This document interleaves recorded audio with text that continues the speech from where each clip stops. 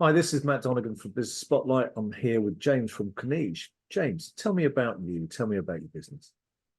Yeah, so I'm James Croft. I am the MD at Cleanige. We are an eco-friendly and sustainably driven commercial cleaning company, and we cover the whole of Hertfordshire. Okay, great. So when did you start the business? What made you start it? Yeah, so we started in December 2020, and I kind of saw it as an opportunity to go for what I've always wanted to do. I've kind of always had that entrepreneurial spirit, and COVID just presented that opportunity for me to do what I've always wanted to do, which was be my own boss. And here I am. The rest is history, as they say. The rest is history. So um, I understand it's a family business as well. So it's not just you on your own. You've got people on either side of you. How's that? How's all that working out? What's the background there? Yeah, so my dad, John, he used to run his own business. So I kind of take a lot of advice and guidance from him. He helps me with some operational aspects of business, giving me advice on finance and things like that. And then other family members will help me with cleans, working in the company. So my family are kind of there in the background supporting me, but ultimately it is my business. Yeah, absolutely. And you mentioned just now about um, being an eco-focused business. What does that involve in the cleaning industry? Yeah, so it's primarily the cleaning products that we purchase. So products we purchase have to have certifications on them, such as EU Eco Label. So that helps us to identify products that truly are eco-friendly, and that when they start breaking down in the environment, they are actually biodegrading fully and properly and not becoming a more toxic chemical in the process of breaking down. Because there's a lot of misinformation about eco-friendly products. Some of them actually become more toxic chemicals in the environment when they start breaking down. So that's a bit of advice for people that are ever purchasing eco products, is to look for those labels. We also kind of have policies around how we dispose of wastewater. So whenever we work on client sites, we'll only ever dispose of our wastewater in designated waste sinks.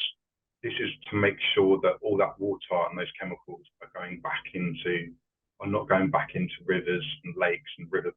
That's really important. Yeah. Kind of reusing stuff in the business as well. So mop heads, for example, we'll use reusable mop heads.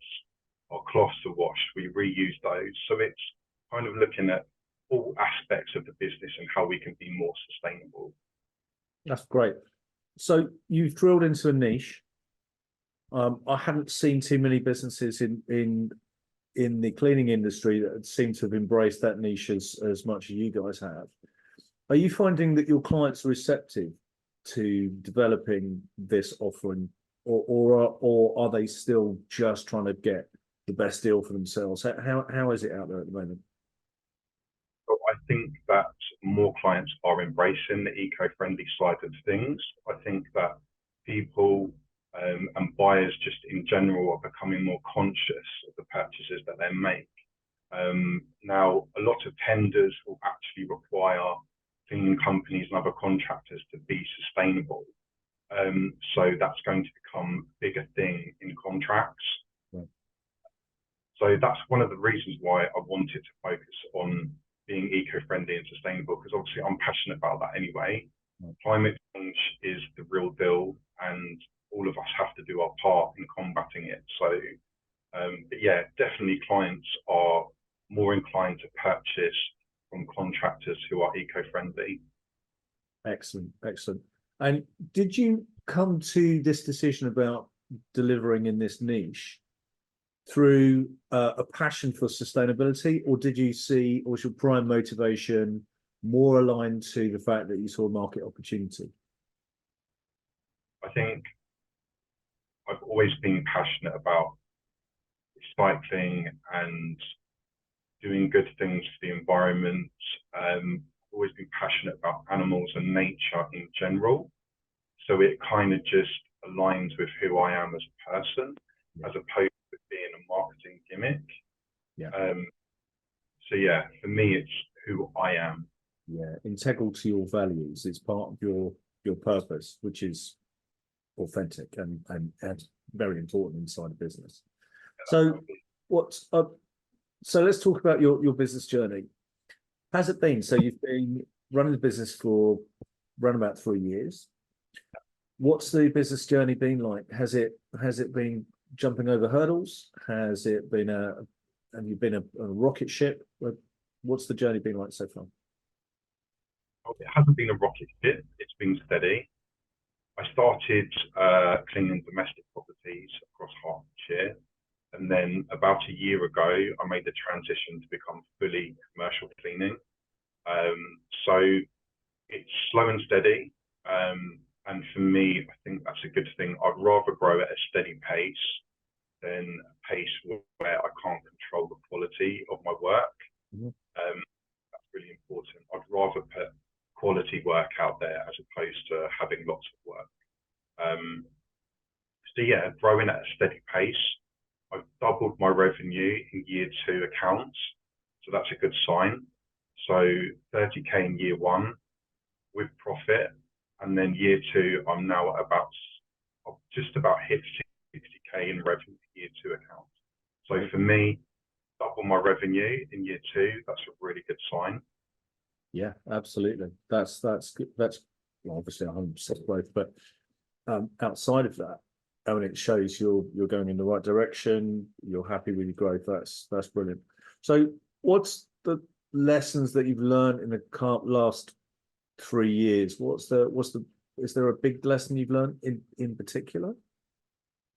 A big lesson that I've learned is that I think you wouldn't want to work with every client, because not every client is good for your business. And to also pick up on red flags within business, i.e. clients you don't want to work with. So I think those are probably challenges that I would look back on. Yeah, I think that's definitely been a challenge for me, is learning who I want to work with. Yeah, that's right. There's some great books on that, by the way. Really, really worth reading. Pumpkin Plan being one of them. So, growth goals. How's it looking for the next couple of years? Have you got your goals in all mapped out, where you want to get to, how you want to get there? So eventually, I want to take Cleanige to be an international company. That's kind of my ultimate goal. And with that, I can do so much more for the environment. My mission is always to put 10% of my profits into projects that help rehabilitate the damage that's been caused to ecosystems. So more revenue, and the bigger my company gets, the more I can put into those types of projects. So for me, that's my ultimate goal. Okay, perfect. That's great. You have a purpose-driven business, and that is not always the case with business owners. Some business owners get into business because they just want to make money. Others go in it for a purpose, and others go in it because that's kind of all they know. It sounds like you're coming at it from a purpose-driven business, which is great for the future and mission and culture of the business moving forward. So I'll commend you on that. Let's take you back a few years. Well, not quite, but if you looked at your 18-year-old self, what would you tell yourself? What would you say? James, do this or don't do that. What is it going to be? I would tell 18-year-old James to start the company sooner. Yeah. Okay. Great. And why is that then? Because I think I could already be where I want to be in the future. I could probably already be there now. Yeah. So it's true what they say in life, that the sooner you start, better. Yeah. So definitely I would tell my 18-year-old self, start now, put your heart and soul into creating this business. other people come up through this business who started years ago, Yeah. and absolutely smashing it. I mean, people like Rachel Flanagan, who runs Mrs. Bouquet Cleaning Services. She's a real big role model for me. And she started her business, I believe, in 2005. And she's now so successful, and her business is just going from strength to strength. So, yeah, that's definitely the advice I'd give my 18-year-old self. Perfect. Yeah, you've mentioned Rachel. Have you Yes. got any other kind of business leaders or successful business owners that you look up to? Yeah, so another gentleman, Grant Phillips, he's quite well known on LinkedIn. He's kind of my LinkedIn hero. He's doing really well. He's niched his business, so he's doing fantastically. And just not even from a business perspective, but from a person perspective, he's someone that I would role model myself on. He's just such a kind and caring and thoughtful person. So yeah, he's definitely somebody I look up to. Excellent. That's really good.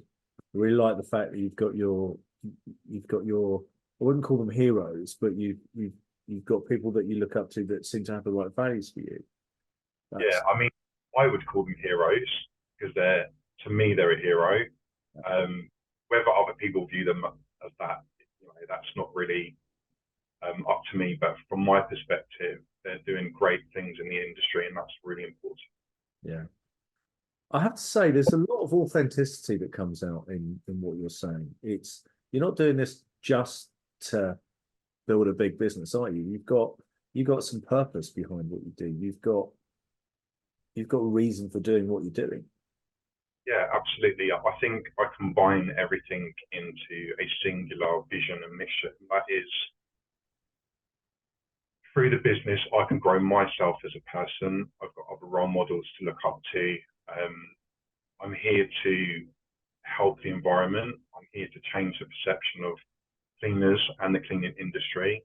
And I think with people like Rachel Flanagan, Grant Phillips, myself, Chris Guilfoyle, we're all doing great things for the cleaning industry as a whole, and changing the perception that a career in cleaning isn't something that you just do to get you through college, that you can genuinely have a great career in cleaning. And I think a lot of people view cleaners as unskilled workers. And the things that all of us in the cleaning industry, what we're doing now is we're changing that, I think.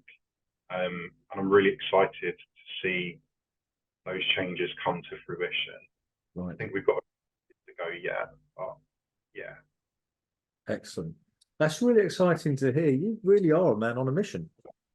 And that's great. Singular purpose, passion for what you do. It really comes out. So again, I commend you on that. Have you got any plans about what you're planning to do at the moment, apart from revenue growth? And that's good, steady growth. I can see that. I can see you've got a mission and a purpose inside the business. But have you got any plans? You've got any things that you're doing at the moment that you want to tell me about? So obviously, my mission is to grow the business nationally. That's my ultimate goal. But kind of the short-term things is to get more eco-friendly vehicles into my business, because that's another part of kind of changing the sustainability of my business, making sure that every aspect of my business is focused on being as sustainable as possible. So a couple more vehicles. Recruitment is another thing that I'm working on, which will help me with my business. And then obviously I want to get a head office as well for my business. There are lots of things that I'm looking to in the future that's going to help me get to where I want to be. Kind of got to get from A to B for now, and then eventually I can get to C. Yeah. Put those plans in place and get them locked and delivered.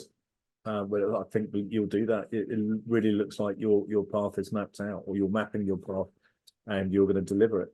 So that's fantastic. So look, thanks so much for your time today. I really, really appreciate it. I'd love to keep in contact with you. I'd love to see the business growth of Cleanige and to keep talking to a business that's got a clear purpose and mission is fantastic. So thank you so much for your time today, James. Have me on. Yeah. Thank you very much. Cheers. Bye-bye.